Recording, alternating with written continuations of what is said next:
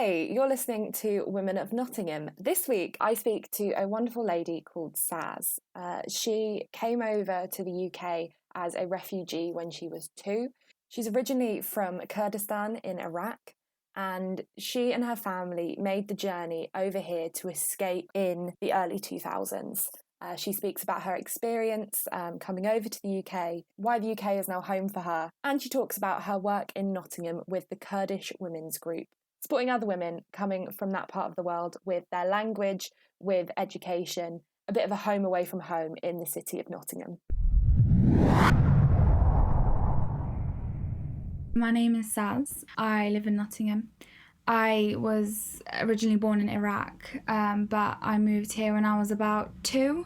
So you said you're originally from Iraq. Can you tell me a little bit about why your family decided to move, or whether it was a decision? Yeah, to be honest, my country wasn't doing great at the time. We moved around, I think it was 2001, 2000, something like that.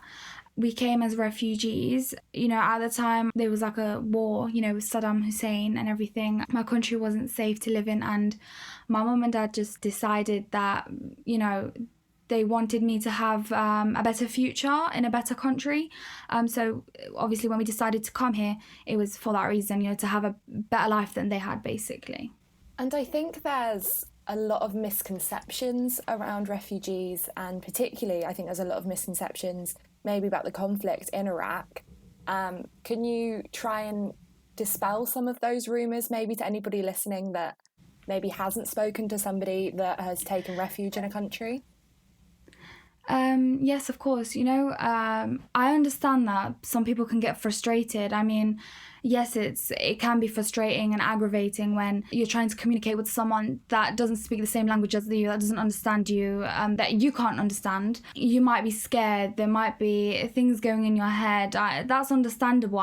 Don't be scared when people say we're from Iraq, Kurdistan. Loads of people think, Iraq, oh no, terrorists, whatever. And that's understandable with what you get from the news. But I mean, we're all quite good people in general. We are a beautiful country. It's a home. It's just not a very stable home. And realistically, there's not much going on. I mean, there's people with no work. There's the government not paying people money. I mean, people get paid sometimes every 6 months. Imagine how much of a struggle that is to live by. I mean, there are graduates, there are people without work. It's a struggle. People are struggling to live there. I mean, mentally, people are suffering. Physically, I mean, everything is expensive. It's just not a life to live. So when people decide to come here, it's merely for the fact we want to have a good life as you guys might have, like a good future. That's all it is, really. I feel like don't be so quick to judge. They're probably scared. They're probably worried. They're probably nervous. We don't come here to live off benefits, to take things from the government. That's not it at all. We want to come here and work, get our money, live our lives, get a future for our children. It's things like that. Yeah, I feel like don't be so quick to judge. Be as helpful as you can to these people, because we're all just trying to get along with each other. Definitely. And have you still got family back in Kurdistan? Yes, I do. Majority of my family are still there. I have family members in other countries, but majority of them are back in Iraq. With this whole corona, it's not made anything sense. My family members there are working and they're not getting paid. I mean, they get, what can I say? They get paid, like I said, sometimes every 6 months, 3 months, sometimes even longer. Like, it's not up to you when you get paid. I mean, they're literally trying to save as much as they can, just trying to get by. And it's hard with that little bit of money to get by 6 months. I mean, imagine if we worked and we didn't get paid for a while. I mean, surely we'd be suffering as well. There's no education at the moment. There's no work. People are dying because people are trying to work. And obviously when you work, you're going to interact with other people. You're going to get corona. And it's just a struggle. I mean, they're suffering. And you said, obviously, you were quite young when you came over to the UK, but were you conscious as you were growing up that you came from a very different place to a lot of the people you were going to school with? Did you feel in a different position to most of your friends and peers? 100%. I think the difference was my family are quite open-minded, so there wasn't like a big deal, but I did feel the difference. I mean, for example, my friends could do some things that I couldn't get involved in, you know. There was differences, but I mean, never did my friends make me feel that way. I mean, I've always felt a part of this culture in England. I've always tried to be as involved as I can, but it's been good. That's really reassuring to hear, because I think the rhetoric that we hear a lot is that there is a lot of negativity, there's a lot of xenophobia, there's a lot of racism against these people that are just trying to, as you said, live their lives. Do you think your family did experience any of that? You're definitely right in saying that there is a lot of problems in that. I think during the time that I grew up and the people I grew up with, it was a different time. People thought, I don't know, differently. I feel like now there's a lot more pressure and xenophobia towards refugees and people and everyone really. It's interesting that you say you think it's got worse. Do you think that it's public perception? And I think a lot of things got worse with people, all of the discussions with Brexit and all of that. 100%. I definitely think it's to do with politics at the moment. You know, there's a lot of more focus on. I mean, back when we came here, there was not that much publicity about it. There wasn't really many people talking about it in the news. No one was really talking about it. There was no focus on it. But now, I feel like it's just out there. Everyone's talking about it. Everyone's more aware of it, the situation. But I don't think people are quite happy about it, the fact that refugees are coming to seek help in other countries. I mean, realistically, I just want to put it out there, like, if someone wasn't desperate enough to come to a different country, why would they travel and risk their lives? And I'm talking about, it is a real risk to travel from, let's say, Iraq to here by foot. I mean, that's what we did. And I know many other refugees that I've spoken to recently that have done the same. They've travelled by a little raft, like, you know, those blow-up boats. It's only meant to fit around 6 people, but you fit in about 30 on one boat. And imagine how many children, how many people drown, people, you know, dying because they can't breathe underneath lorries or in the back of lorries. Do you know what I mean? Like, if we weren't really trying to seek help, we would not risk our lives like that. If we were so happy in our country, we would not risk our lives. We would want to stay in our own country. Certainly, and thank you for sharing that with me. And I think it will be brilliant for people to hear. I know that you're probably too young to remember about the journey, but have you heard any stories, or do you remember anything about it? I assume you were too young. Yeah, my mum and dad, I was young, so I don't really remember anything, but my parents did tell me how we got here, and wow, I just think, really, I'm shocked. I mean, that my parents could get us here safely. There's many people that don't make it. I mean, my mum and dad, when they told me about it, you know, with the raft boats and everything, the amount of people that we came with, like half of them drowned. We got through. There's, like I said, traveling by foot. I mean, you know, we got imprisoned in, I think it was Greece. I don't remember the full story, but that was that. You know, we traveled by foot up in the mountains, and obviously secretly we couldn't get caught. There were hound dogs after you. You know, you were at risk of getting shot. Obviously, when you've got younger children, like when I was young myself, there can't be much noise. The child can't cry in the back of lorries or in like secret places. So you're gonna have to give that child, for example, sleeping medication. You know, it's a rough journey. You have to go through a lot. I mean, most people would run out of money. You'd have little money to start with in the first place, but sometimes you'd just completely run out. So you'd have to scavenge for what you can, or you'd have to work, or just find some way to earn some money for food. I mean, I remember mum and dad telling me we didn't have food for like a few days. We literally shared a piece of chocolate bar between us for a few days until we got some real food. Yeah, and I think it's one of those that stays with you, and you know that has happened, and you're not forgetting that anytime soon, are you? Definitely. I feel like, yes, even my mum and dad are like, they'd say they'd never ever do it again. They don't know how they did it before, but they don't think they could do it again. It's a traumatic experience to go through, but I feel like if you do make it, then hopefully you've got a good future ahead of you. I mean, if it wasn't for what they did back in the day to come here, then I don't think I would be the person I am now, and I wouldn't have the future that I have now. And how does it make you feel seeing things about news reporters speaking to boats of refugees? There's been obviously the famous picture of the boy that washed up on the beach, very sadly. How does that make you feel? Does it make you feel very lucky, or is it odd considering that that could have been you? 100%. I feel like some people don't know how privileged they are. I honestly feel very privileged, very grateful for where I am now in my life, and where I am country-wise as well. Yes, that could have been me. It could have been me, one of my family members. Any of us could have died. I mean, it's a sad, but it's a fact. We could have been washed up on that shore too. We could have died in that rough boat too. Like, it's a sad thing. Yes, I feel very privileged that we made it safely, but sadly there's a lot that don't.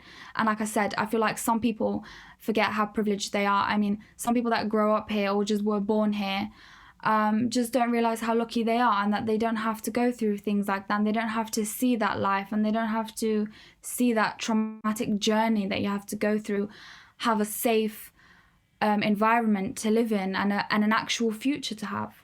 Yeah, and I'm certainly guilty of that, because I have never had a struggle of whether I was going to be safe the next day in my country. And I think that's the same for a lot of people. Oh, 100%. I mean, yes, every place has its own risks, its own bad side. I mean, okay, yes, the UK is not perfect. We have bad things here as well. But you've got to remember that at least the government will help you get by here. At least there's going to be someone to support you. At least there's a justice system. At least there's an actual way to get by in life. There are people in other countries that just don't have that.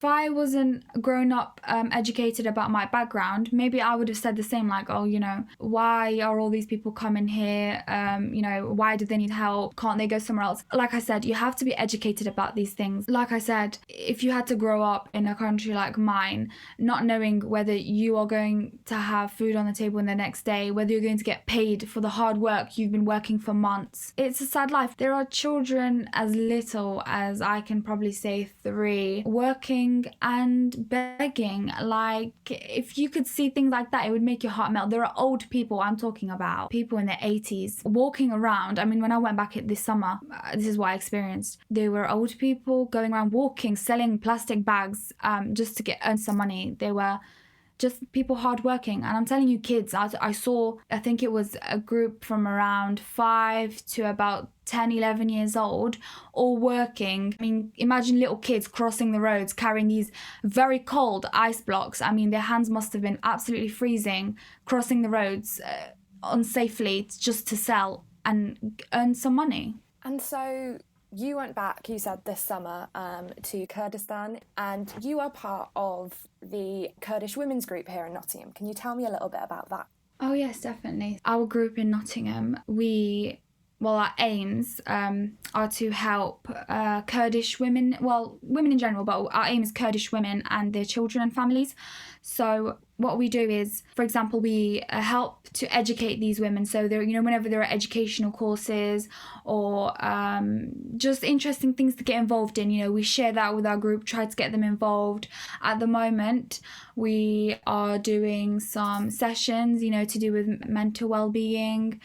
We've got yoga sessions.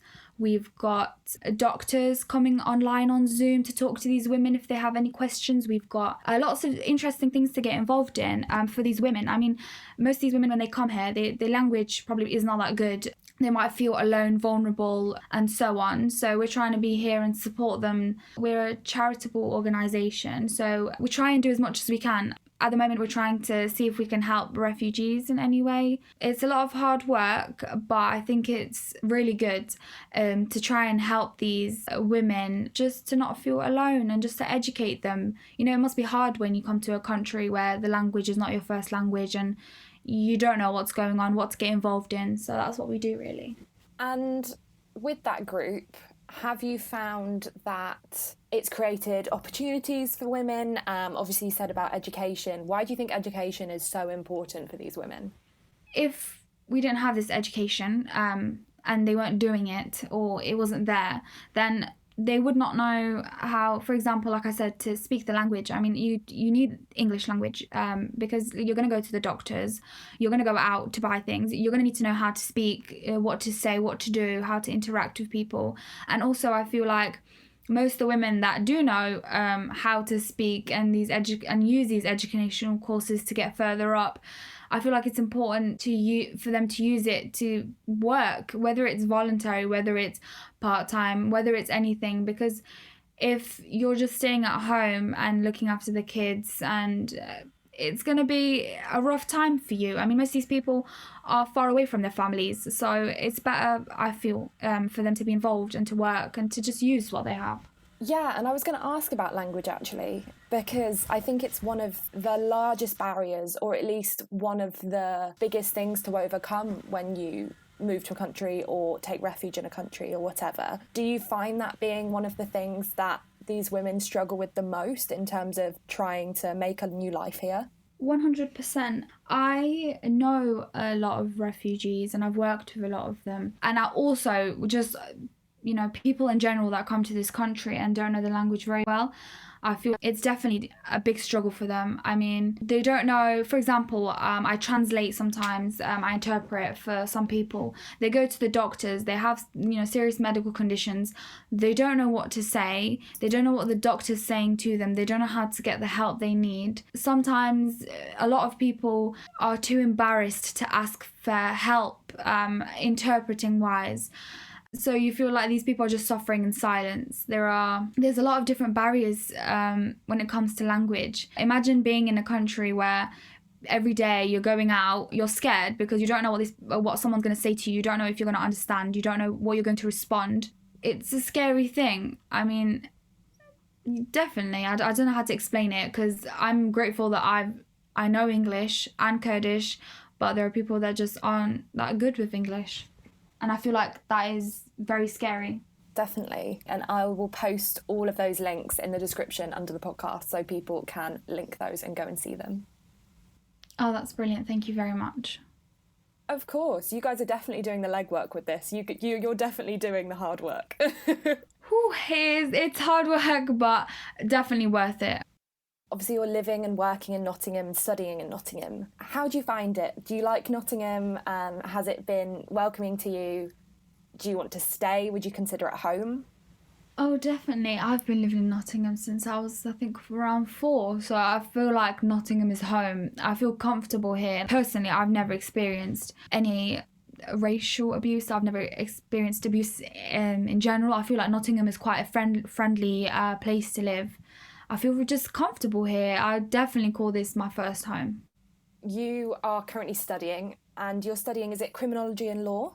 I am, yes. What's the next step? What is the next step for Saz? What are you going to do? Ooh, next step.